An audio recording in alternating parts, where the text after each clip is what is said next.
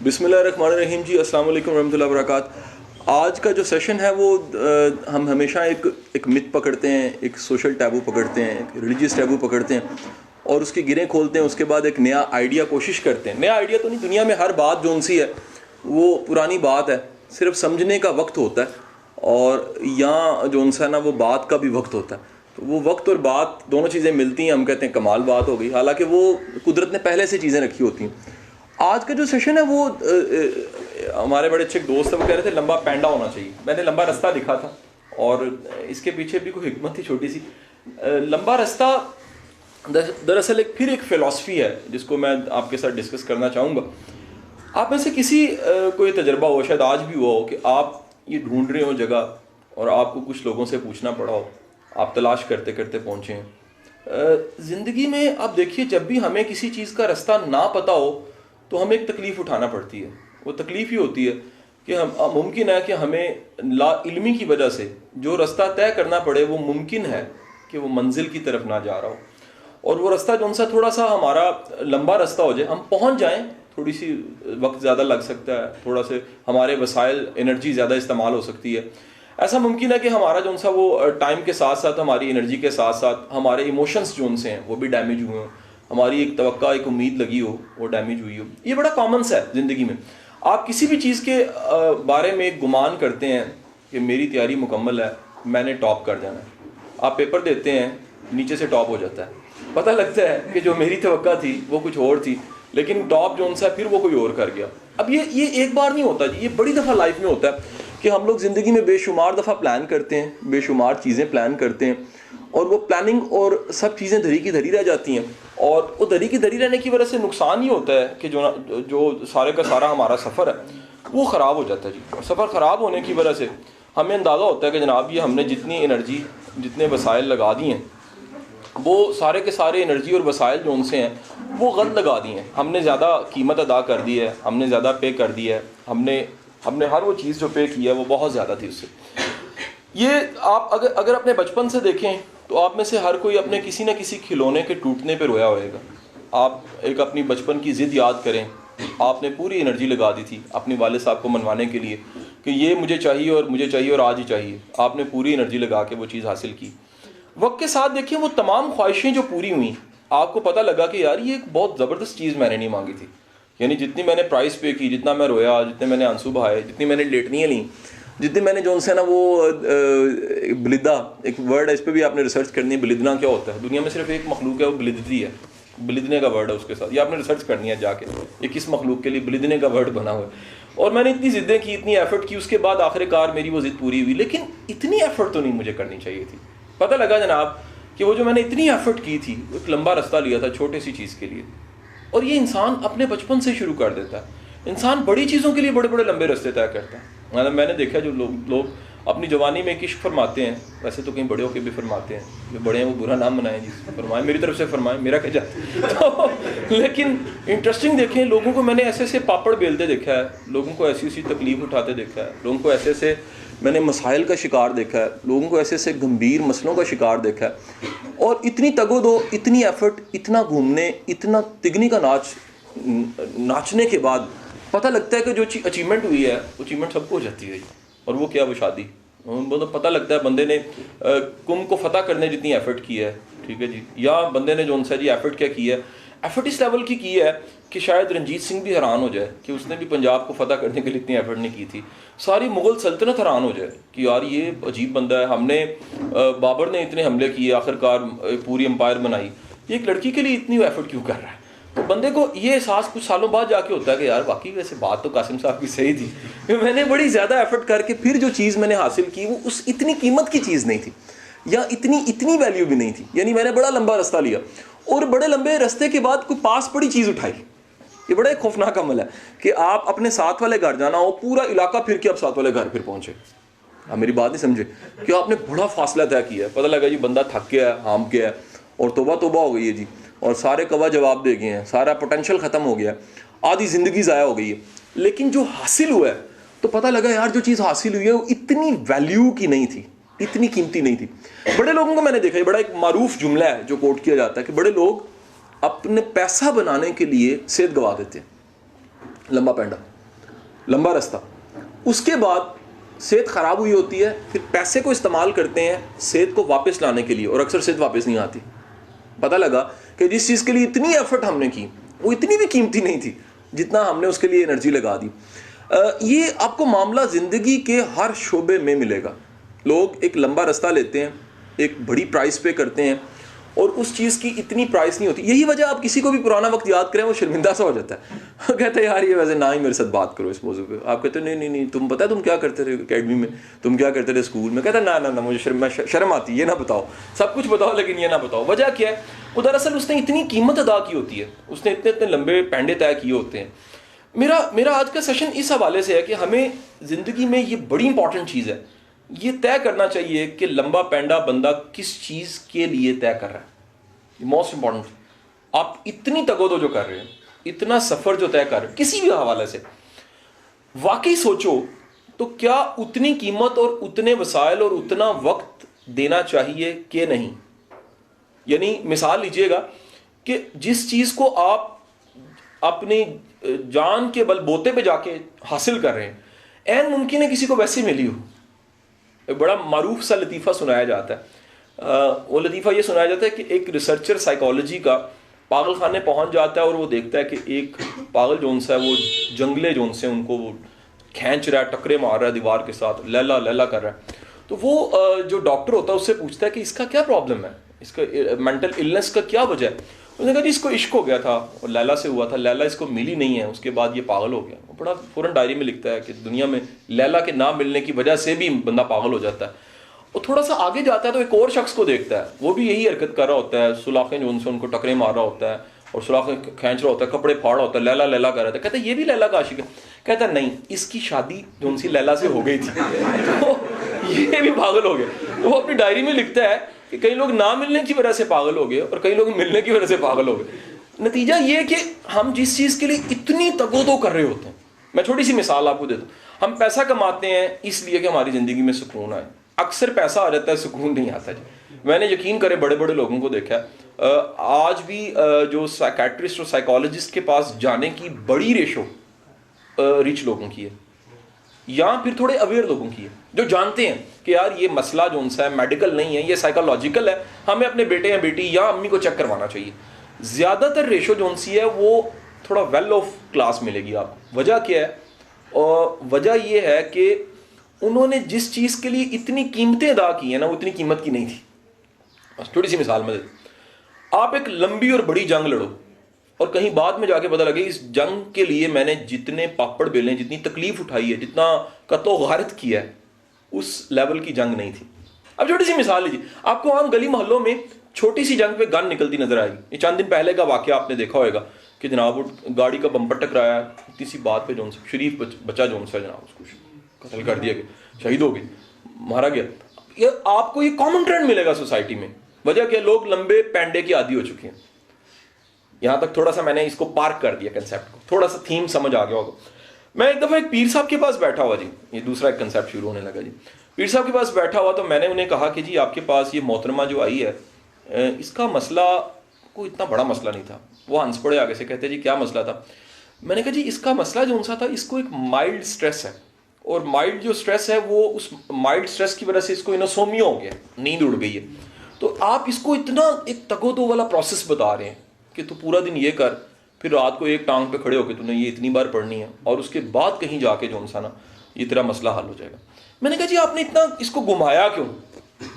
बड़ा इंपॉर्टेंट सवाल था। कहते यार मुझे तो पहले उन्होंने शाबाश दी ज़बरदस्ती, आप समझ गए कि मैंने इसको घुमाया, ये बड़ी ज़बरदस्त बात है, नहीं तो आमतौर पे लोग नहीं समझते। मैं क्या घुमाया क्यों? कहते अगर इसको मैं डायरेक्ट मसला हल कर दूंगा ना, इसको समझ नहीं आए, ये वैल्यू नहीं देगी। मैंने कहा क्या किया? कहते मैंने इसको लंबा रास्ता दिया जान के, ताकि इसको कदर हो। आप किसी को भी घुमा के बता दें कि तुमने इस दवाई को शुमाल की तरफ मुंह करके, जनूब की तरफ कमर करके, दोनों हाथ हवा में खड़े करके किसी को कहना चमची मेरे मुंह में डाल दो और वो डाल दे, तुम्हें आराम आ जाएगा। ठीक है जी, चांद की इतनी रात हो, ठीक है जी, और साथ ही जो सा वो जैसे पहले रात की जो से ना परिंदे की आवाज़ आपको कहीं से आ जाए, बेशक वो मल्ले के किसी बंदे ने खंकार ही की हो, तो आपने मान जाना है कि जनाब इस वक्त वो जो सा ना मैंने वजीफा पढ़ना शुरू कर देना।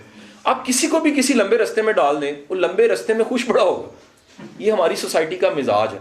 आप किसी को भी मैं छोटी सी मिसाल दूं, दुनिया में बेशुमार ऐसी बीमारी हैं जो बीमारी के सिम्टम्स और साइंस बड़े खौफनाक हैं, लेकिन अक्सर वो छोटी सी वजह से होती है। मसलन विटामिन बी की कमी, आप कभी दुकान से रुपए की विटामिन बी खरीदिए, काफ़ी ज़्यादा आ जाएंगी, लेकिन अगर आप उसको कहे ना ये रुपए के से तेरा मसला हल हो सकता है, वो कहेगा नहीं नहीं नहीं ये डॉक्टर नहीं सही, मुझे ऐसा डॉक्टर चाहिए जो कहे कि नहीं इस विटामिन बी की कमी के लिए ऑपरेशन करना पड़ेगा।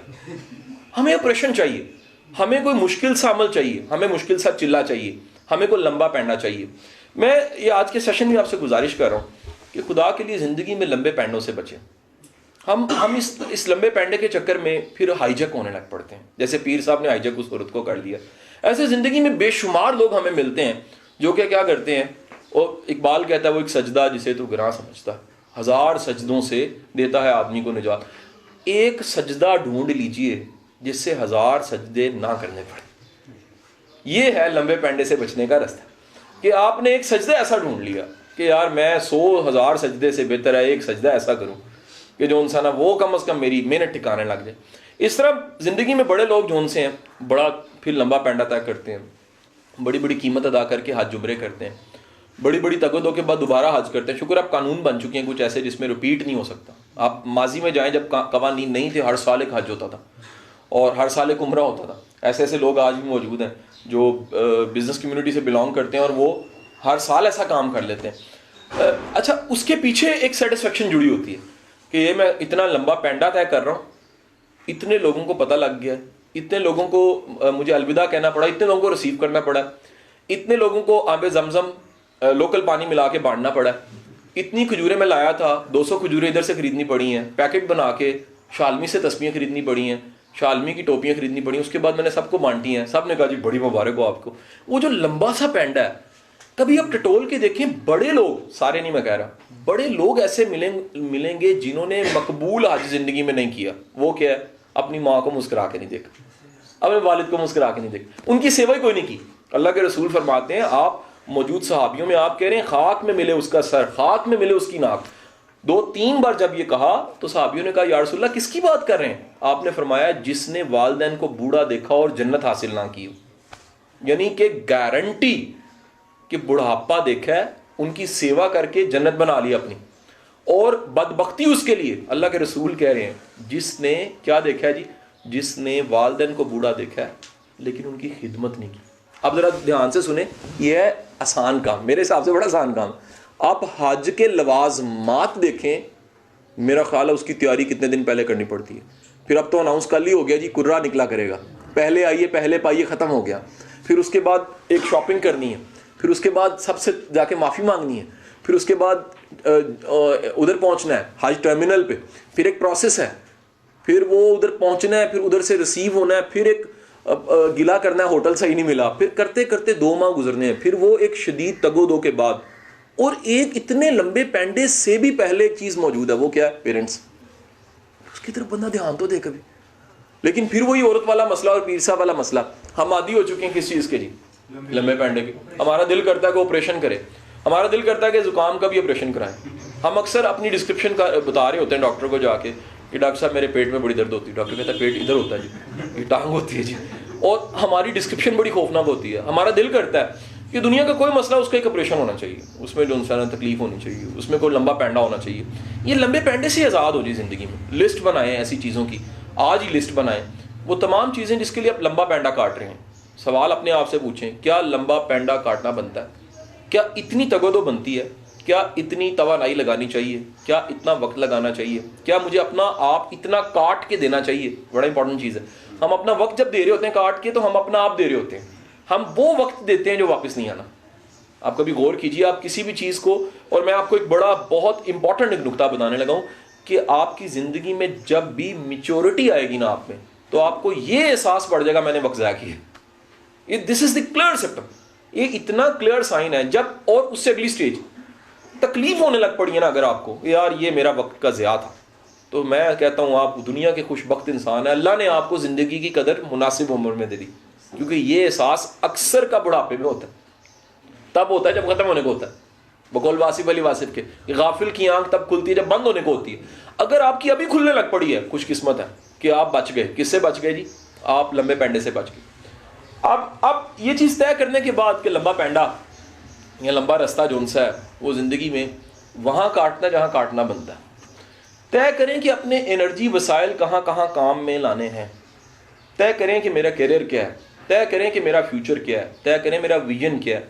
एक बड़ी इंपॉर्टेंट बात बताऊं, जिस बंदे को ये क्लैरिटी होती है ना मैंने ज़िंदगी में क्या करना है, उसके लिए फैसले करने बड़े आसान हो जाते हैं। एक पंजाबी में एक बड़ा अजीब सा जुमला बोला जाता है, जिन्हें लाया गली मैं ओदे नाल ही चली। बड़ी फिलॉसफी है, अखान इसको कहते हैं ना पंजाबी में, अखान। आपको दुनिया की जिन लैंग्वेजेस में अखाने मिलती है पंजाबी उसमें से शामिल है। पंजाबी की ज़ुबान में अखाने हैं। अखान होता है एक ऐसा जुमला जो पूरी बड़ी फिलॉसफी को बयान कर देता है। एक बड़ी सी फिलॉसफी को आसान सी ज़ुबान में बयान करने वाले जुमले को कहते हैं अखान। ठीक है जी।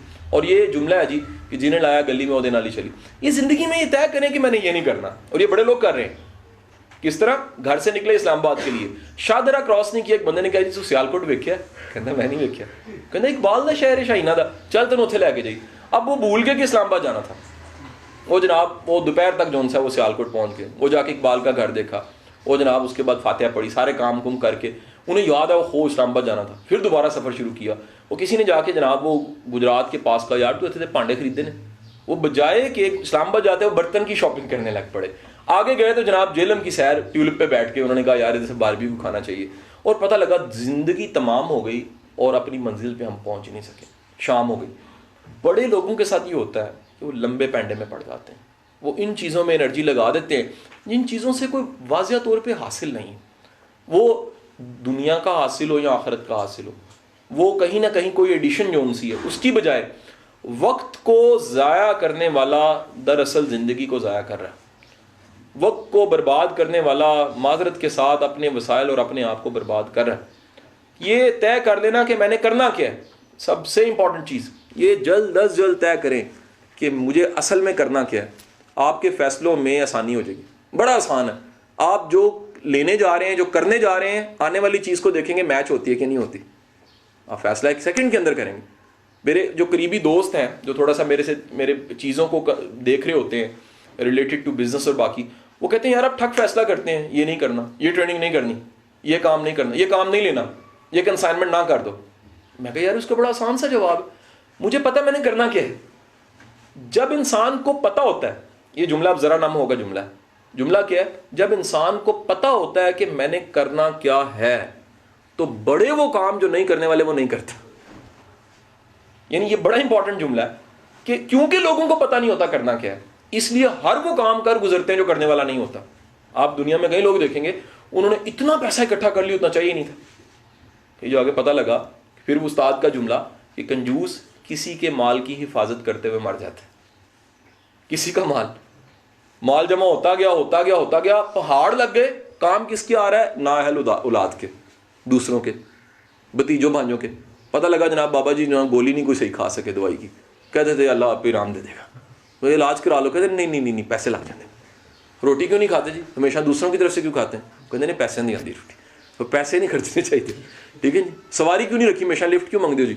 मिलेंगे ना आपको, आप हैरान होंगे। वो कहेगा जी वो सवारी बड़ी बुरी चीज़ होती थी, पेट्रोल लगता है उस पर। बंदा पूछेगा यार ये जो सा वो ये क्या कर रहा है। पता लगा जिस चीज़ के लिए लंबा पैंडा तय कर रहा है वो चीज़ रहनी नहीं है, साथ जानी कोई नहीं है। ये बंदा कफन के टाइम 2 जेबें ही लगा ले कि यार थोड़ा सा पैसे साथ ही में ले जाओ। वो अलेक्जेंडर दुनिया फतह करने के बाद सिकंदर आजम, उसने कहा यार मेरे कफन से दोनों हाथ बाहर निकाल देना। क्यों निकाल देना? ताकि सारी दुनिया को पता लग जाए कि दुनिया को फतह करने वाला भी जब दुनिया से जाता है खाली हाथ जाता है, कुछ लेकर नहीं जाता। तो खुदारा ज़िंदगी में लंबे पैंडे छोड़ दें, तय करें। हर बंदे ने कई कमेटियाँ डाली होती हैं, अपनी ज़िंदगी में कमेटियों की लिस्ट निकालें। कमेटियाँ कौन सी? जिस पे हम चुप चुप करके मेहनत करते जा रहे होते हैं। पढ़ाई की कमेटी, नौकरी की कमेटी एक कमेटी है, बिजनेस की कमेटी एक कमेटी है, रिलेशनशिप भी कमेटी है कि नहीं? हम कहते हैं जी तोड़ निभ जाए यार चलता जाए, है कि नहीं है जी? और उसके बाद जनाब हमारे रिलेशंस की कमेटी, उसके बाद हमारी सोशलाइजेशन की कमेटी, उसके बाद हमारी मेहनत की कमेटी है। बंदा आराम से तिनका इकट्ठा कर रहा है, किसी वक्त काम आएगा। आज से तय करें कि वो कमेटियाँ ठीक हैं जिसमें हम तकलीफ तो उठा रहे हैं लेकिन वाज़िया हमें पता हम जा किधर रहे हैं। ऐसी अनकॉन्शियसली एफर्ट, ऐसी बेवजह सी एफर्ट, ऐसे ही लाहासिल सी एफर्ट एक ऐसी एफर्ट जिसका अंजाम नहीं पता ना खुदा, उसे हाथ उठा ले, ठीक है। मैं कहता हूँ एक जुमला बड़ा फिर अहम बोलने लगा हूँ, आपकी मेहनत से अगर किसी को भी फायदा हो रहा है बड़ी अच्छी बात होना चाहिए, लेकिन आपकी मेहनत से अगर किसी को भी फायदा नहीं हो रहा, आपको तो हो ही नहीं रहा, किसी को भी नहीं हो रहा, और एक बेमकसद और गैर वाज़ेह एफर्ट है, तो मेहरबानी करके जो सा मेहरबानी करें उससे पीछे हट जाएं, ताकि कम से कम ये ज़िंदगी में ज़रूर हो कि चीज़ें जो सी हैं वो नज़र आएँ कि आप कर क्या रहे हैं। अगला एक बड़ा हमने सेल्फ हेल्पिंग की इंपॉर्टेंट टेक्निक पढ़ी, वो टेक्निक ये थी, वैन डब्ल्यू डायर की बुक में भी गालिबन है, स्टीफन आर कोवे भी कहीं कोट करता है, वो कुछ इस तरह से है, वो कहता है जी रात जब सोने लगे ना तो देखें कि आज मैंने अपने मकसद से जुड़े हुए कितने काम किए, आज मैंने अपने गोल से जुड़े हुए कितने काम किए, आज मैंने अपनी ज़िंदगी में कितनी ऐसे चीज़ें की हैं जो अल्टीमेट मेरे ज़िंदगी के अहदाफ और टारगेट्स के साथ मिलते हैं। अगर आप ये तय कर लेते हैं ना कि जो आज मैंने ये 5 काम किए हैं, तो मैं यकीन से कहता हूँ इंसान कभी तैयारी की हो तो एक चैप्टर बंदा तैयार करें, बंदा कहता है एक और कर लो, एक और कर लो, 11 पूरे हो जाएंगे, कोर्स मुकम्मल हो जाएगा। आप अगर आज से ही एक्सरसाइज शुरू कर देते हैं, मैं आपको गारंटी देता हूँ आपका कल भी दिल करेगा, आपको होगा कि रात को जवाब मैंने देना है। किसको? अपने आप को। क्या जवाब देना है कि आज मैंने अपने मकसद से जुड़े हुए कितने काम किए। मैं आपको गारंटी से कहता हूँ लंबे पैंडे से बच जाएंगे, लंबे रास्ते से बच जाएंगे। आपका वक्त, आपकी एनर्जी, आपके वसाइल काम में और ठिकाने में लाना पड़ेंगे। आपको बड़े लोग ऐसे मिलेंगे जो बड़ी उम्र में गिला करते नजर आते हैं, कहते हैं जी मेरी उम्र देखें यार, बेकार उम्र थी, पता ही नहीं लगा जनाब, इतनी उम्र गुजर गई, कुछ नहीं कर सका। आप समझ जाएं लंबे पैंडे के मुसाफिर, इन्होंने लंबा पैंडा लिया, किया कुछ नहीं है, इन्होंने तय ही नहीं किया। ये वाहिद डील है जिंदगी जिसमें टाइम पे तय करना पड़ता है, चाहते क्या हो जिंदगी से। सेल्फ हेल्प में ये भी एक टेक्निक शायद याद आया किसी को, मेरे लेक्चर्स में है, life is equal to what. सोचे तो सही, तय तो करें ना इस जिंदगी के बराबर क्या लिखना चाह रहे हैं, और अगर अब तय कर लें तो भाई अगली जिंदगी बड़ी आसान है। अगर आप तय नहीं करेंगे अगली जिंदगी बड़ी मुश्किल। फिर इंसान को वो मिलता है जो वो चाहता नहीं है। वक्त पे बंदा सोच ले चाहता क्या है तो बचत है, वक्त पे बंदा ना सोचे तो फिर वो मिलता है जो बंदा चाहता नहीं। फिर बंदा गिला करता है जी इस उम्र में मेरे साथ ये ज्यादती क्यों हो रही है, मेरे बच्चे गुस्ताख क्यों हैं। पता लगा जवानी बड़े गुस्ताख से, और कुदरत ने उस लंबे पैंडे का रखा हुआ था संभाल के कहीं, उसने अजर क्या दिया, उसने कहा लै बेटा जी तू कमेटी शुरू की थी से निकलने लगी।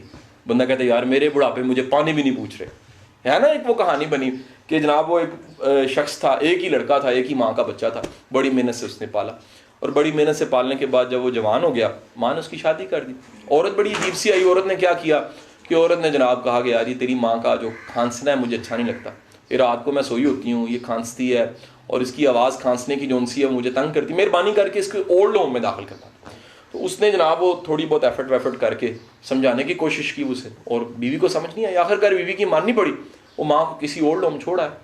ओल्ड होम छोड़ने के बाद कुछ अरसा गुजर गया, 1 साल को तकरीबन अरसा गुजरा, एक कॉल आ गई ओल्ड होम से, उन्होंने कहा जी आपकी वालदा का आखिरी टाइम है, आप मिल लें, उनकी रिक्वेस्ट है कि मेरा बेटा मुझे एक दफ़ा मिल ले। वो गया तो आखिरी सांस माँ ले रही थी, उसने उसे कहा कि माँ कोई तेरी माफ़ी मुझे देनी, मैंने गलतियाँ बड़ी की। उसने कहा नहीं बेटा माफ़ी ठीक, मैं जा रही हूँ, एक काम कर ले। क्या काम?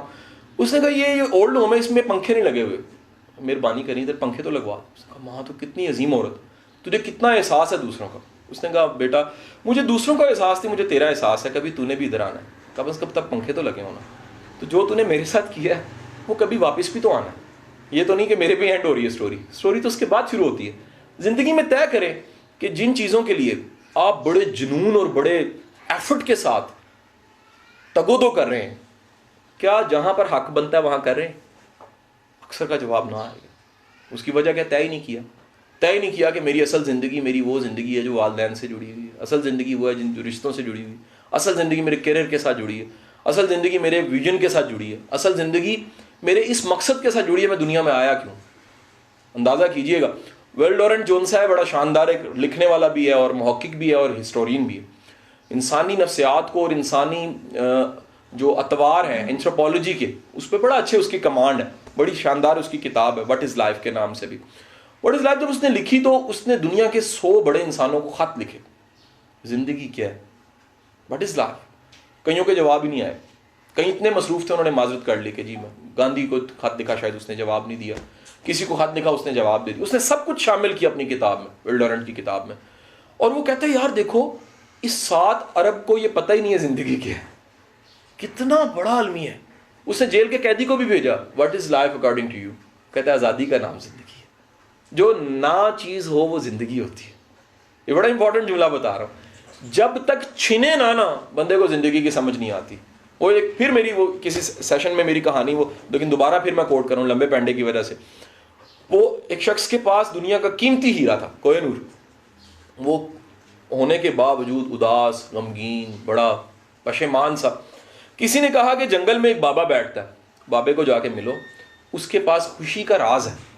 उसने कहा ये तो बड़ा ज़बरदस्त है जी। वो खुशी का राज लेने के लिए वो जंगल के बाबे के पास पहुंच गया। बाबे के पास गया तो बाबे ने कहा कि जी बात ये बेटा, तेरे पास क्या क्या है? उसने कहा मेरे पास माल, पैसा, दौलत और दुनिया का सबसे महंगा हीरा कोहिनूर भी। उसने कहा अच्छा वो तेरे पास? मेरे पास। कहते हैं काम कर, वो लेकर आ, मैं तुझे खुशी का राज बता देता हूँ। वो घर गया जनाब, महंगा तरीन हीरा उठा के लेकर आ गया। वो जो बाबा चड्डी बुनियान में बैठा था उसने वो हीरा पकड़ा, दौड़ लगा दी। अब एक बिल्कुल एक जौक लगता है कि कहाँ वो बाबा सूफी जिसके पास खुशी का राज था और कहाँ वो दौड़। अब चड्डी वाला बाबा आगे आगे, पीछे से बंदा भाग रहा है कि मेरा हीरा। वो कहते हैं बाबे का स्टैमिना अच्छा था, वो 2-3 दिन भगाता रहा उसको, भागते भागते आखिरकार में दरख्त पे चढ़ गया 3 दिन बाद। इसकी जुबान बाहर, बुरे हाल, सांस उखड़ रहा। ऐसे रिक्वेस्ट की यार बड़ी हो, मेहरबानी कर मेरा हीरा मुझे। उसने कैच कराया, पकड़ा और पकड़ के ऐसे करके उसको खुश हो। उनको खुश हुआ ना, खुश हो। कहता बेटा जब तक छीने ना बंदा खुश ही नहीं होता। इंसान सेहत छीने तो सेहत की कदर आती है। भाई गुम जाए ना, 2 दिन बाद मिले बंदा चुम चुम के परेशान हो तो कितने चला गया? वो छत पे जो बहुत है। कई लोग बच्चे लड़के अपनी कदर दिलाने के लिए ना ये पुलिस को जाके कंप्लेन करें मेरा भाई घूम गया, वो फौरन पर्चा नहीं काटेंगे, वो एप्लीकेशन एक्सेप्ट नहीं करेंगे। उन्हें पता है, वो कहते किस उम्र का? 16 साल। ओह अच्छा, वो लगता है उसने नया नया इश्क फरमाया, उसकी शादी नहीं वहाँ कर रहे थे। उसने अपनी इंपॉर्टेंस बताने के लिए क्या किया कि वो 2 दिन के लिए उकड़े चला गया या कहीं जाके छुप गया किसी रिश्तेदार के, ताकि आपको जरा एहसास हो। और वाकई 2 दिन के बाद जो सा वो डिस्कवर हो जाता है कि पता लगा बेड के नीचे घुसा हुआ था, वहीं पर वो बंद छन खाता रहा 2 दिन। तो नतीजा पता लगा इंसान जब तक छिने ना कदर नहीं देता। फिर छिनने के वक्त पता लगता है यार मैंने कितने लंबे पैंडे फजूल तय किए थे, काश वो मैं ना करता, काश अपनी मतवानाई को ज़ाया ना करता, काश मैं अपने वक्त को ज़ाया ना करता। तो ये जो दुनिया की सबसे बड़ी सज़ा है, जिसको मैं काश कह रहा हूँ, काश दुनिया की बड़ी सज़ा है जी, अल्लाह आपको इस सज़ा से बचाए। इस सज़ा से बचने का सिर्फ एक ही तरीका है, टाइम पे तय कर लें कि लंबा पैंडा तय करना है तो किसके लिए करना है। ठीक है, अपनी प्रायोरिटीज़ ये भी सेट करें कि बड़ी तगोदो किसके लिए करनी, बड़ा सफ़र किसके लिए करना है। कहीं बड़ी आला सी तोप से छोटी सी मक्खी ना मारिएगा, ये बड़ा जुल्म है। आप पूरे टैलेंटेड जीनियस इंसान हो, ज़िंदगी ज़ाया हो जाए, पता लगा यार क्या क्लास का इंसान था, वेस्ट हो गया। मिलते नहीं कहीं पुराने क्लास वालों, यार ये टॉपर होता था, यार ये फेलियर कैसे इसको मिल गया, पता लगा तय ही नहीं किया, बड़े लंबे पैंडे पड़ गए, लेकिन ये तय ही नहीं किया कि ज़िंदगी से चाहते क्या हैं। जब आप ज़िंदगी से चाहते क्या हैं का फैसला कर लेते हैं ना, तो यकीन कीजिएगा आपके सफ़र, मुसाफत और आप बाकायदा तौर पे मुसाफिर बन के ज़िंदगी गुजारते हैं। आपके बड़े खेचल कम हो जाती है, आपके बड़े मसले कम हो जाते हैं, आप थोड़ा फ्रेशली फील करते हैं, आपके फियर्स कम हो जाते हैं। आपको पता है कि जो मेरा वक्त है, जो मैं बेहतरीन कर सकता हूँ मैं कर रहा हूँ, इसी का मैं जवाब दूँ। आपको पशेमानी और पछतावा नहीं हो रहा। जिंदगी की डेफिनेशन कुछ और है। जिंदगी की सबसे आला डेफिनेशन ये है कि जिंदगी का जवाज ढूंढ लें आप। जब जवाज़े हस्ती पास हो ना, तो आप फिर जिंदगी को भले से गुजार लेते हो। मुश्किल बात तो नहीं मैंने की। मसलन मेरे पास चीज़ मौजूद है, मेरे पास मेरा मोबाइल है और मुझे उसके सारे ऐप्स का ही नहीं पता, और मैं समझता हूँ कि सिर्फ इसको जेब में डालने का नाम मोबाइल है, इसकी टून का नाम। बंदा शुरू में नहीं सिर्फ टून ही सेट करता था। मुझे याद है पुराने जब नए नए आने शुरू हुए ना, तो बंदा कहता था यार ये देखो इसके ऊपर जो सा ना बंदे की तस्वीर आ जाती है जब बेल बोलती है, या यार ये देखो मैंने गाना लगा दिया इसमें, या इस तरह के उसके साथ पंगे देख के। पता लगा जब मोबाइल बेचने लगा ना, पता लगा 200 ऐप से वो खोले नहीं है। जिंदगी की ट्रेजेडी भी मिलती जुलती है। जिंदगी जब जाने लगती है तो पता लगता है कितने ऐप्स हमने देखे को नहीं है। अल्लाह ने क्या कुछ विच्चे ही झेड़े विच्चे खेड़े। इकबाल कहता है अपने मन में डूब के पा जा सुराग है जिंदगी। जिंदगी का सुराग अपने अंदर से ढूंढना पड़ता है, इसका जवाब कहीं बाहर से नहीं मिलता। मेरा ख्याल है इसका जवाब में उस्ताद मावन ज़रूर है, मुर्शद मावन ज़रूर है, मुरब्बी मावन ज़रूर है, रहबर मावन ज़रूर है, टीचर मेंटोर मावन ज़रूर है, लेकिन एंड नहीं है, इज़ नॉट द एंड। आपको जवाब अंदर से मिलता है।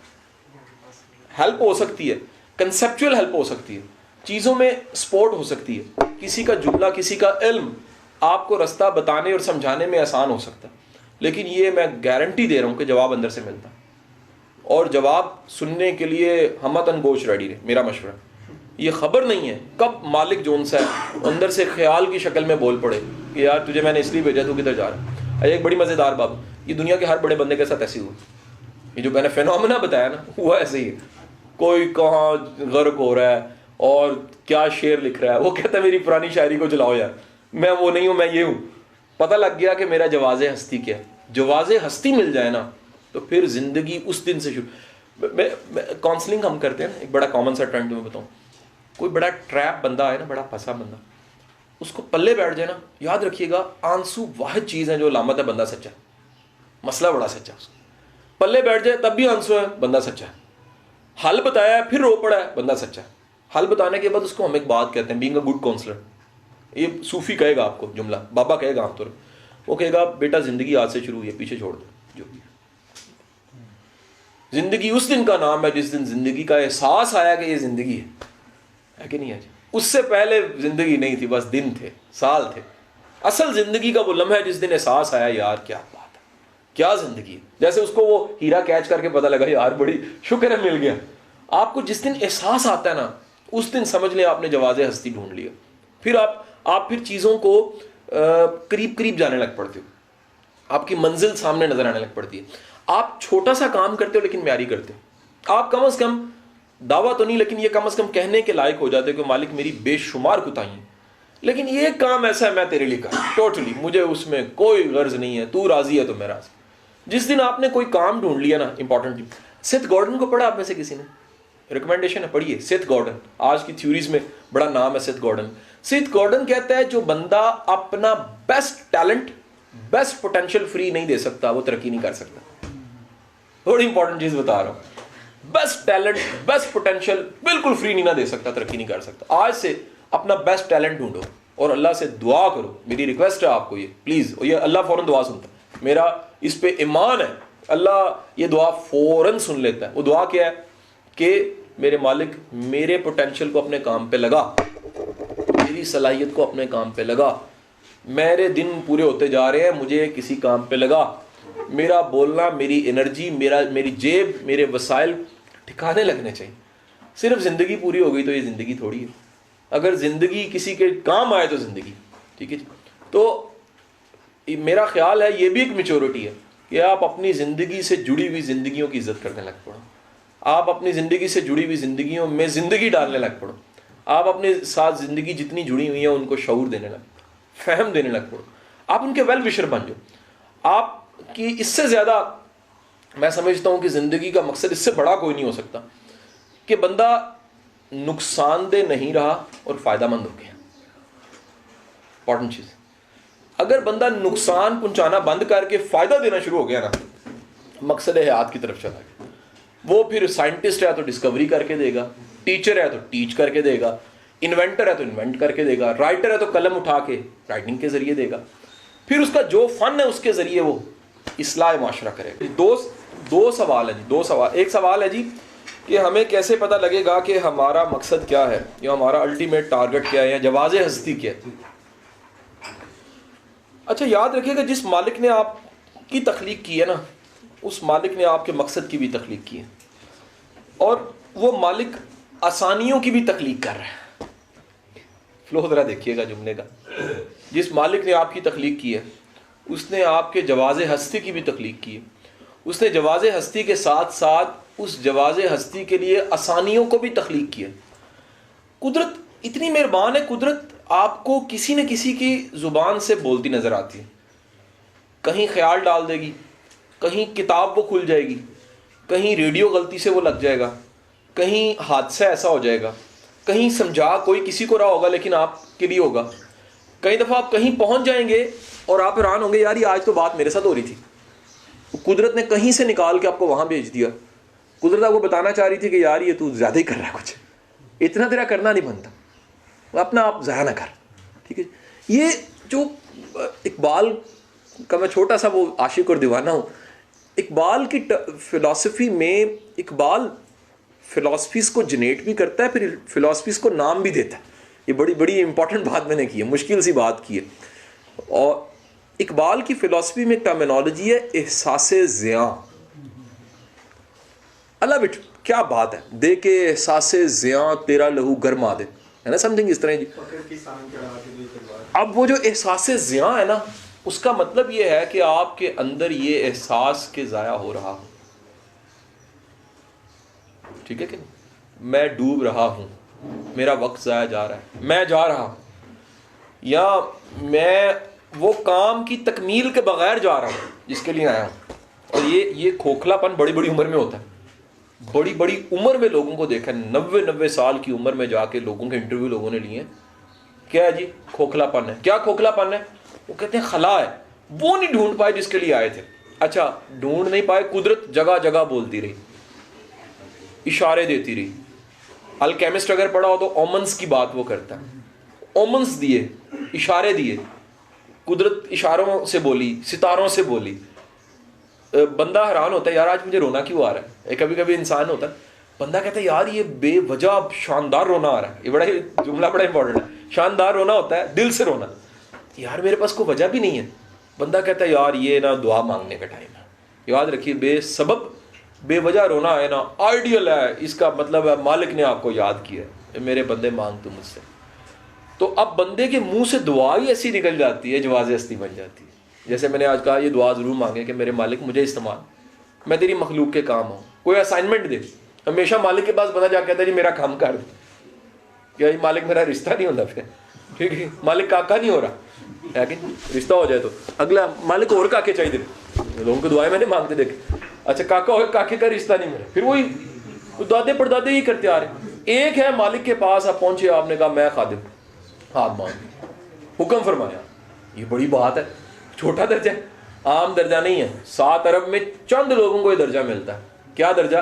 कि वो जाके रिक्वेस्ट करते हैं, मालिक तेरे पास तो लोग काम बढ़े, मैं हूं तो नहीं काबिल, मेरी आज़ी देख के अगर मैं अपना कोई वजन करूं और अपना हिसाब देखूं तो मैं अली कितने तेरी सना, ठीक है कि नहीं। तो वो फिर अर्जी पेश करते हैं, मालिक मेहरबानी कर को काम ले हमसे। लंबे पैंडे का अंदाज़ा आपको पैंडे में ही फील होने लग पड़ता है। अच्छा, वो बाज़ का होता है नसीतों का होना, नहीं, आपको फीलिंग आती है जैसे बंदा कर भी गलत रहा है और चल भी रहा है। बंदे को पता है कि हासिल कुछ भी नहीं है, बंदा करता भी जा रहा है। ये जो तजब्जुब की हालत है ना, इसके मैं बड़ा खिलाफ हूँ। मतलब यहाँ बंदा मोम हो या संग हो जाए, एक हो, क्लैरिटी हो कि जो मैं कर रहा हूँ ना, कहना नहीं चाहिए, मेरा ख्याल है गलती भी पूरी क्लैरिटी से ही होनी चाहिए। ये जो डाउटेड सिचुएशन है ना, ये बड़ी खतरनाक होती है। तो लंबे पैंडा वो बोलने लग पड़ता है। अच्छा, इस तरह पैंडे के साथी बोलने लग पड़ते हैं, वो फील कराते हैं कि तुम गलत साथ में हो, ये गलत रास्ते पे हो। आपको जगह जगह साइंस आते हैं, वो जो है ना वो कन्वर्ट होते हैं, आपको फील करवाते हैं, चीज़ों में से आवाज़ें आती हैं, आप हैरान होते हो यार ये सारी चीज़ें कह रही हैं तुम लंबा पैंडे पे हो, ये तुम्हारा रास्ता नहीं है।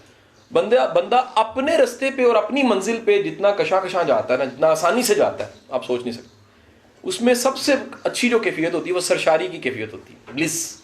यू फील दैट, यार कोई थकावट नहीं है, आप खुशी खुशी जा रहे हो, मज़े से जा रहे हो, आप कह रहे हो कमाल है, इसकी पीक पे मैंने जाना। आपको जो फटीक पड़ती है ना, खुशी से लेते हो, आप कहते हो मुझे पता है ये आज की तकलीफ कल की राहत बन जाती, ठीक है। लंबे पैंडे में बंदा रोता भी है, खजल भी होता है, चलता भी है। इसमें बंदा चलता है, गिरता है, उठता है, फिर खुशी से चलता है, ठीक है कि नहीं। खुदा करे ये जख्म दूर ही ना हो कभी, बड़ा मज़ा है कलेजे पे तीर खाने में, समथिंग है ना जी। ऐसे वो वाहिद रास्ता है जिसमें दिल टूटता है तो खुशी होती है। आप कहते हो यार क्या जाता है, मुझे पता है एंड पे, मैंने फिल्म के हीरो का सबसे बड़ा कमाल बताऊं क्या, एंड पे जीत जाता है। यह मर भी जाए ना, आप उसके साथ हमदर्दी शामिल करते हैं, क्या हुआ किरण करके मर गया ना, आप कहोगे यार बड़ा अच्छा बंदा था यार, मर गया बेचारा है कि नहीं। आप पूरी हमदर्दी। विलन बड़ा कमाल का होता है, ऐसा कमाल एक्ट करता है, आपका दिल करता है कि जो पास पड़ी ईंट में टीवी को मार है कि नहीं है। पूरे जबरदस्त जोन है।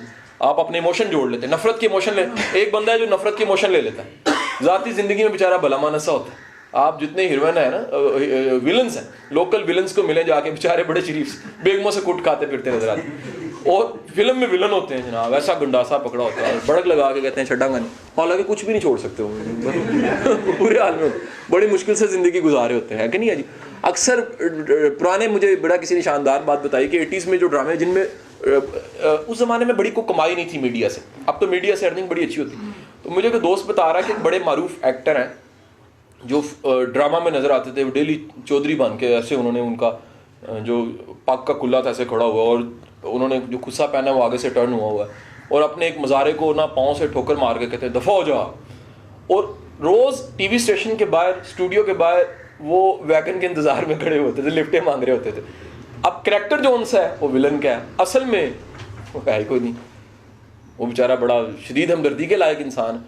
तो ये बड़ा इंपॉर्टेंट है जी चीज़, ये बंदे को ये वाज़ह करना होता है जी कि जो उनसे है कहाँ से आवाज़ क्या आ रही है, क्या चीज़ क्या बोल रही है, क्या चीज़ क्या समझाना चाह रही है, क्या चीज़ इनडायरेक्ट लेकिन डायरेक्ट बात कर रही है, किस चीज़ से क्या चीज़ जुड़ी हुई है। कंफर्म किताब ऐसी मिल जाती है, जगह ऐसी मिल जाती, संगत ऐसी मिल जाती, दोस्त ऐसे मिल जाते, दुश्मन ऐसे मिल जाते। कहीं ना वो दुश्मन बड़े पते की बात कर जाता है, वो ऐसी शानदार बिस्ती करता है, बंदा अकेले बैठ के था सही कह रहा था बंदा कहता यार है बंदा बड़ा जलील है, बड़ा घटिया बंदा है, लेकिन बात बड़ी आला इसने की है यार, जो इसने मुझे असल शक्ल दिखाई है ना, मुझे इस पे काम करना चाहिए। और बंदा अंदर ही अंदर किसी वक्त में खुश भी होता है, कहता शुक्र है टाइम पे इसने मेरी बिस्ती कर दी, नहीं तो बड़ों ने करनी थी मेरी।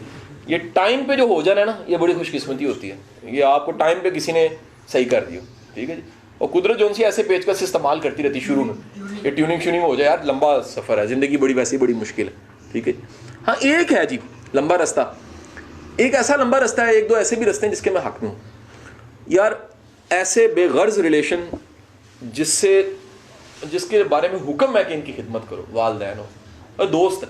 वासिफ अली वासिफ से दोस्त के साथ सिर्फ एक ही सलूक रवा है, वो वफा है, इसके अलावा कोई दो सलूक ही नहीं बनता। वफा का मतलब क्या है, उसकी बेवफाई है और तुम्हारी वफा है कि नहीं। हम उससे उम्मीद करते हैं कि मेरी वफा है, इसकी भी वफा हो, नहीं, उसकी नलायकी तुम्हारी लायकी होनी चाहिए, की जाती है, तो उसके साथ चलना एन बड़ी बात है जी, ठीक है कि नहीं। और हमारे यहाँ मसला क्या है, हम जिंदगी में चीज़ें हासिल करना चाहते हैं, जब वो नहीं मिलती हम कहते हैं किसी को भी ना मिले, हम कहते हैं इसकी टांग भी टूटनी चाहिए। ये बड़ा खौफनाक रवैया, ये सच्ची दोस्ती नहीं है। सच्ची दोस्ती में दोस्त की खुशी आपकी खुशी होती है, दोस्त का गम आपका गम होता है। और जब बंदा सच्चा दोस्त नहीं होता ना, तो खुदा ना खासा जिंदगी में कहीं उसको तकलीफ पहुंचती है, बंदा खुश हो रहा है, बंदा कहता देखिया साढ़े नाल नहीं ना लाई होना है, देखो की होया। ये एक सही दोस्ती नहीं है। तो लंबा पैंडा अपनों के लिए काट लेना चाहिए, एक हक में हो गया। दूसरा लंबा पैंडा रब के लिए काटना चाहिए, लंबा पैंडा। तीसरा सबसे इंपॉर्टेंट, फायज हसन सियाल का जुमला। फायज सियाल सब कहते हैं कि दुनिया का सबसे तवील सफर खुद शनासी का सफर है, उसके लिए लंबा पैंडा जायज़ है। जैसे जैसे मैं अपनी ज़ात में उतरा, हैरान हो गया, रब्बा तेरी कारखाना है, तू की बनाया मैंने, क्या से क्या मुझे बना दिया, है कि नहीं है जी। कि मैंने तो कभी सोचा भी नहीं था कि मैं अपने आप को जब डिस्कवर करूंगा। बड़ी मजे की बात बताऊं, बंदा टॉप की डिस्कवरी पे जाए ना, जवाब खत्म, बोलना बंद हो जाता है। आप किसी टॉप के नज़ारे को देख लेना, आप कहेंगे अगर मैंने इसके बारे में डिस्क्रिप्शन दी ना, नज़ारा कुछ और है, मैं बता ही नहीं पाऊंगा। आप अपने आप को डिस्कवर करने के बाद आपको पता लगता है यार मैं कख भी नहीं, मैं ऐसे ही भागता फिर रहा हूँ, फिर ये औकात ही कोई नहीं है, मैं बड़ा बन रहा हूँ लेकिन मैं तो कुछ भी नहीं हूँ। वो ना हो तो मैं कुछ भी नहीं, ठीक है। जो बड़े बड़े बनने वाले आए चले गए। इसलिए मेरे हिसाब से 3 पैंडे ठीक है, ये जायज़ है, जिसमें आप ऐसे जो हकूक से जुड़े हैं और जिनके साथ बनती है, और दूसरे वो जो रब के साथ वो मखलूक की खैर हो, तो थोड़ी सी किसी के लिए तकलीफ उठा लिया करो, बेगर्ज उठा लिया करो, उसके लिए लंबा पैंडा काट लिया करो। और तीसरा जौन सा, वो अपनी ज़ात का सफ़र, अपनी शनासाई, और वो बड़ी अच्छी बात। लेकिन वैसे जौन सा ना भाई, मेहरबानी करो लंबे पैंडे से बचो। मोहतरमा आपका सवाल ये है कि सबका मकसद एक हो जाए तो क्या सब लंबे पैंडे से बच सकते हैं? ये सवाल बुनियादी जो है ना इंसानी नफ्सियात के ख़िलाफ़ है। हम सब एक है नहीं, हम सब की नफ्सियात मुख्तलिफ हैं, हम सब की चाहतें मुख्तलिफ हैं, हम सब की तलाश मुख्तलिफ है, हम सब के रस्ते मुख्तलिफ हैं, हम सब के अंदाज़ मुख्तलिफ है, हम सब के मिजाज मुख्तलिफ है, हम सब की साइकोलॉजी और हम सब का बैकग्राउंड भी मुख्तलिफ है, हम सब की इंस्पायरेशन मुख्तलिफ है। आप ज़िंदगी में कभी देखिए, हम हर बंदा हर चीज़ से इंस्पायर नहीं होता। एक बहुत इंस्पायर होता है, दूसरा कहता है कोई इतनी बड़ी बात भी नहीं है। इसलिए सबका मकसद एक हो नहीं सकता, सबकी चॉइस एक हो नहीं सकती। एक शर्ट का कलर है जो कोई भी नहीं खरीदता, एक खरीद के खुश होता है कि नहीं है? सारे हैरान होते हैं यार ये कलर तो कोई भी नहीं पहनता, वो कहता है जी नहीं नहीं नहीं नहीं नहीं, ये ना पहना तो ईद ही नहीं होनी, ये 25 दिसंबर ही नहीं गुजरेगी मेरी। वो जनाब पूरा रेड पहन के चमके मारने वाला जो सा वो शर्ट पहन के जनाब है ना जी, और एक ऐसा लिबास है जनाब जो बंदा कहे यार मैं ना कभी पहनूं, एक पहन लेता है। एक ऐसी चॉइस है, एक ऐसी चीज़ है जो बंदा कभी नहीं खा सकता, एक बंदा कहता है मैं खा के देख, मेरी चॉइस है जी, मैं खुद खाऊँ, मुझे पसंद है। इसलिए सबका एक नहीं हो सकता जी। घर में 6 अफराद हैं, 6 के 6 मुख्तलिफ हैं। ये जो जिसे कहते हैं ना वैरायटी है, ये हुस्न है, ये फड्डा नहीं है, यही तो हुस्न है। हुस्न क्या है? इतनी वैरायटी में मखलूक है, ऐसे ऐसे कमाल शाहकार लोग मौजूद हैं, ऐसे ऐसे कमाल ज़बरदस्त लोग मौजूद हैं। जब आप समझ जाए ना तो फिर आप कहते हो यार ये पूरा कारखाना, क्योंकि एक ने तो चलाना नहीं है, सबके दम से सब हैं तो हम हैं, हर बंदा अपना रोल प्ले कर रहा है। मैं अक्सर कहता हूँ कि सोसाइटी का एक करैक्टर निकाल के देखें कभी। ले जी आप अगले 1 महीने की हड़ताल ले लें कि कोई हेयर ड्रेसर नाई जोन सा है वो नहीं होगा, उसका एहतजाज 1 महीने का हम पूरी दुनिया बर्दाश्त नहीं कर सकती, यकीन करें लग पता जाएगा। आप एक प्रोफेशन आउट कर दें, आप एक फील्ड आउट कर दें, आप एक बंदा आउट कर दें, पूरा निज़ाम रुक जाता है। ये सब अपनी अपनी विल और अपने अपने इरादे पे, देखो कि नहीं। और कौन किसी का इस दुनिया में किसने प्रीत निभाई, अपनी ज़ात में गुम है सारे, क्या पर्वत क्या राई, पहाड़ भी अपनी ज़ात में गुम है, इतना सा जर्रा जो रूई का वो भी अपनी ज़ात में गुम है, हर चीज़ अपनी असाइनमेंट पे। मक्खी देखें कितना बड़ा काम कर रही होती है, तंग कर रही होती है, उसका काम है कि नहीं, कितनी बिजी लाइक बी, हमने मुहावरा बना दिया उसके लिए, यार ये बंदा बड़ा मसरूफ है, बिजी लाइक बी है, कुछ नहीं कर रहा और मसरूफ है ना, बड़ी दुनिया। तो ये दुनिया का एक एक चीज़ जो सी है ना वो अपने वजूद का बता रही है, मैं हूँ। आप भी ज़रा अपने वजूद को ढूंढिए ना कि आपका वजूद क्यों है, उसके होने का जवाज़ क्या है, क्या वजह थी आखिर भेजना ज़रूरी था, और क्या वजह वापस बुलाना भी ज़रूरी है। ये तकमील का ना होना ही हमें लगा रहने देता है। जिसको ये एहसास हो जाए ना हो गया है, वो फारिग हो गया, बड़ी इंपॉर्टेंट चीज़। यानी ये कमी कि अभी भी कुछ बाकी है, स्टोरी अभी भी बाकी है, या अभी तो पार्टी शुरू हुई है, अभी अगर ये एहसास तो मैं ये रियलिटी बता रहा हूँ। अगर बड़ा कुछ करके ये लगता है ना यार अभी तो पार्टी शुरू हुई है, रियली बता रहा हूँ, आप बड़े खुशकिस्मत इंसान हैं। इसका मतलब अल्लाह ने बड़ा काम लेना आपसे, कि बड़ा कुछ करके आपको अभी लग ही नहीं रहा मैंने कुछ किया है कि नहीं है। बड़े इल्म के बाद आपको ला इल्मी मिल गई है, आपको पता यार मेरे मन तो पता ही कुछ नहीं, ये एहसास इल्म की अलामत है। तो एक तो तकमील नहीं होती, दूसरा बट साहब देखिए सारी जिंदगी सिर्फ गोल ही तो नहीं ना होना, कुछ करना भी तो है ना। यानी एक ही प्रोसेस से बार बार गुजरते रहना हमाकत है, तकमील की सफर नहीं है। मोमिन एक सुराख से 2 बार नहीं डसा जाता, कितनी बार गुजरता है, फिर उसी प्रोसेस से ये जो उसी प्रोसेस से गुजरना है ना, ये एक बड़ा खौफनाक सा अमल है।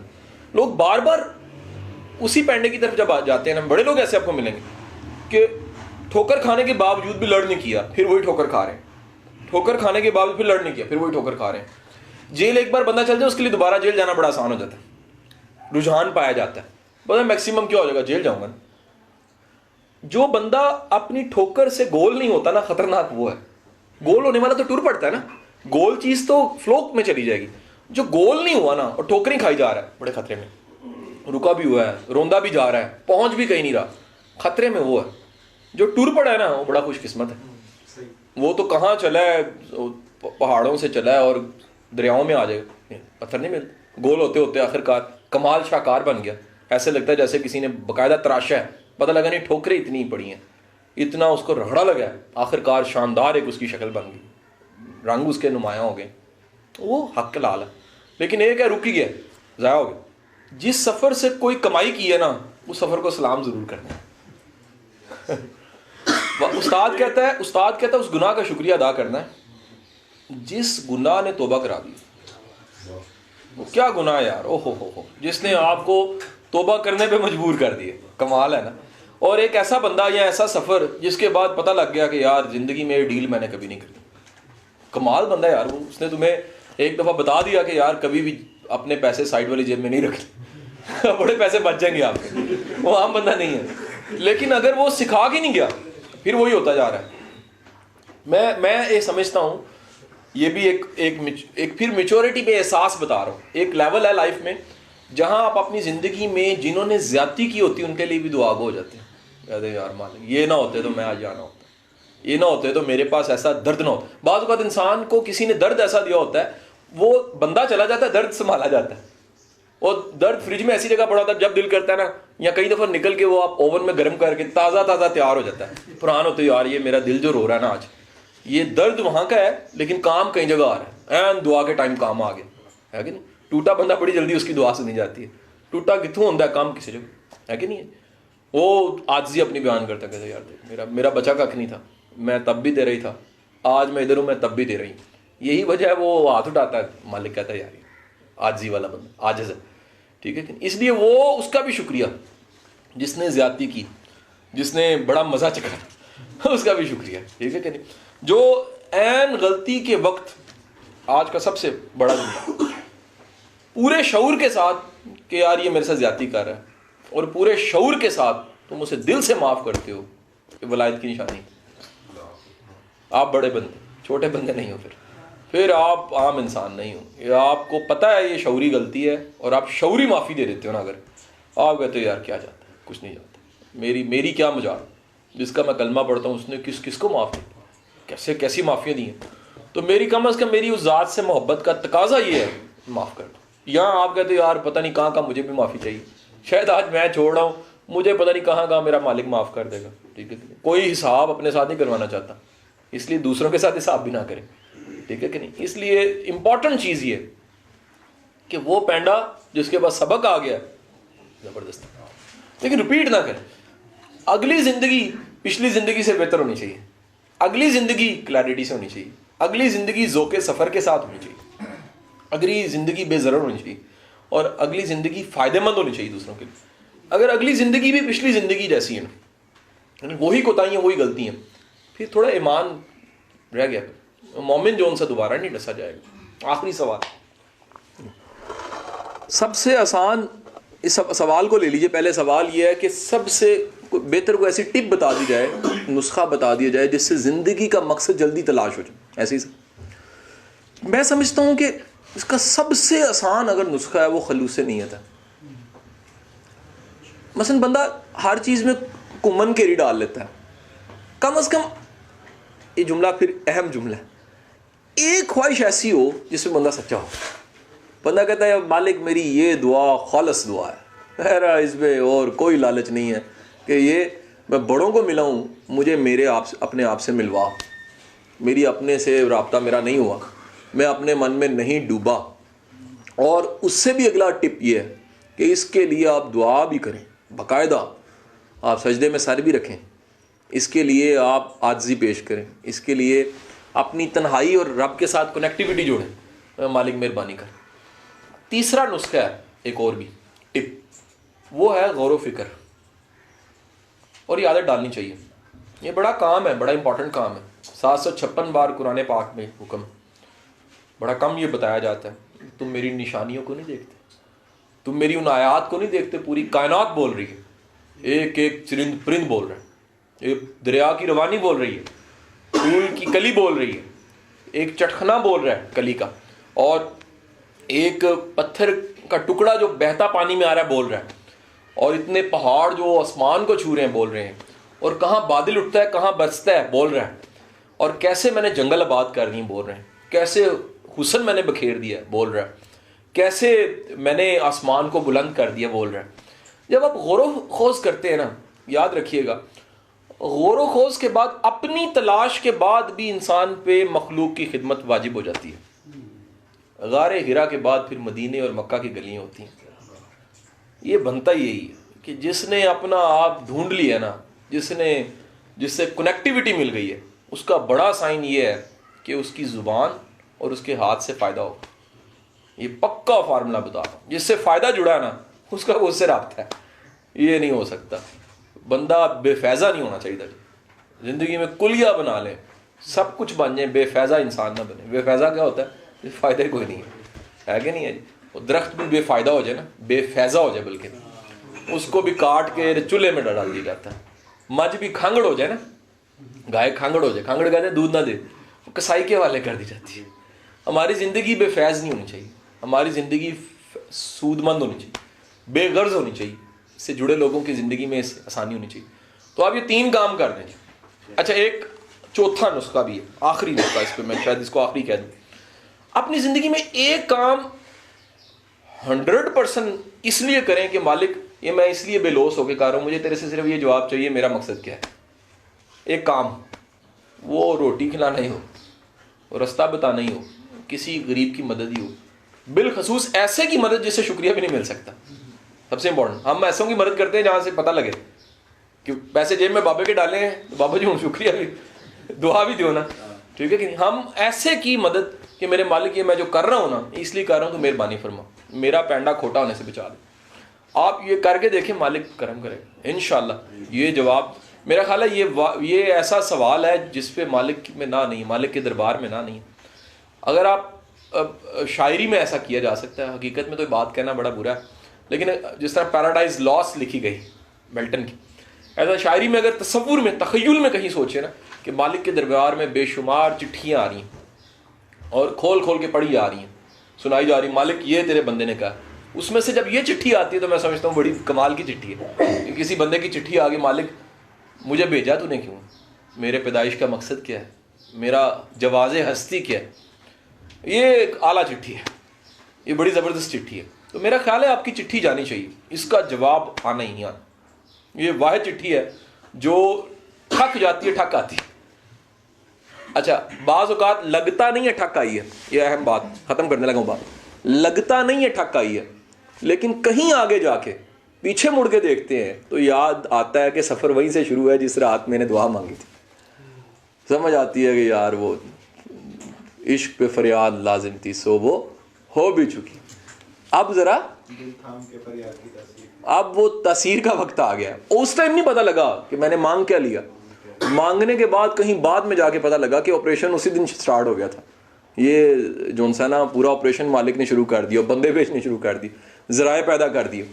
चाहते ना चाहते ये एहसास बढ़ गया मेरे साथ कोई और भी है, कोई ऐसी ज़ात है जो खड़ी है, जो हर जगह पे आके मुझे बचा लेती है, जो मेरे दिल में डाल देती है, जो गुनाह को बेलज़्ज़त कर देती है। बड़ा अहम बात कि गुनाह को बेलज़्ज़त कर देती है, जो नेकी को बामज़ा कर देती है, फिर एक नेकी से भी लागर्ज कर देती है, यार तेरी रज़ा के लिए कर रहा हूँ, वो जन्नत तेरी है, जन्नत भी तुझे पता किसको मिलनी है, मैं तू राज़ी है तो मैं राज़ी हूँ। ये कैफियत पे बंदा चला जाता है। तो मैं समझता हूँ कि ये रिक्वेस्ट और ये दरख्वास्त दूर नहीं तो आज ही होनी चाहिए, ये आज ही होनी चाहिए। ये आज के सेशन के कम से कम एक चीज़ पिक करके हम जाएं कि आज हमारे रात के किसलिए पिछले पहर में जिसका कोई गवाह ना हो, हम और हम रब की ज़ात हो और हमारी तन्हाई हो, कम से कम ये अर्ज़ी हमें पेश कर देनी चाहिए कि मालिक हमें पता नहीं है, लेकिन सुना है तेरे दरवाजे पे आने वाले को कोई खाली तू नहीं लुटाता, तो मेहरबानी कर।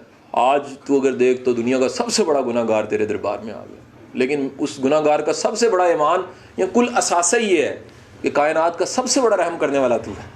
तो मेरा ईमान है जी, अगर आपका ये बिलीव है कि कायनात का सबसे बड़ा रहम करने वाली ज़ात जो उनसी उसके दरवाजे तक आप पहुँच गए और रहम होगा।